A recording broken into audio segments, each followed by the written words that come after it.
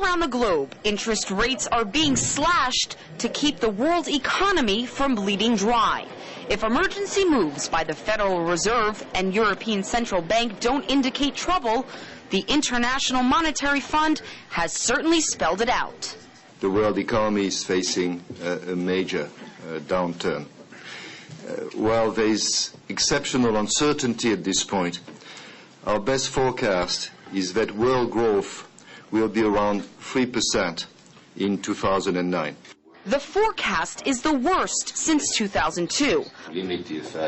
IMF's chief economist, Olivier Blanchard, says any growth, even minimal, deviates away from global recession or another Great Depression. The organization's World Economic Outlook believes the United States, the epicenter of the financial meltdown, will continue to lose traction, with a good likelihood of slipping into a recession. We project that growth in advanced countries will be very close to zero or even negative until at least the middle of 2009. World growth will instead be driven by emerging and developing economies who will suffer but less.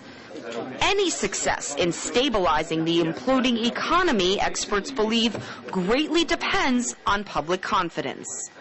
Citizens are now being asked to reestablish trust with a financial system that essentially betrayed them. But banks are still freezing credit. Home foreclosures are increasing, jobs declining. And that has even the youngest Americans preparing for an empty future.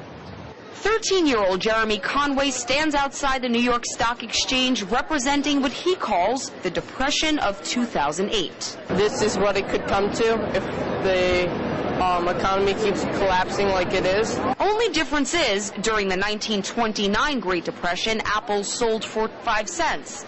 Jeremy has adjusted for inflation and tumultuous times. But the worry then and now is identical, as the teenager panics over how to afford university tuition in a few years. You're not going to be able to get as many loans as you need, and it's going to be much harder to deal. As the world waits to see if economic rescue plans bear fruit, this teenager anticipates a harder life, not as sweet as the one he originally hoped for. Marina Portnaya, RT.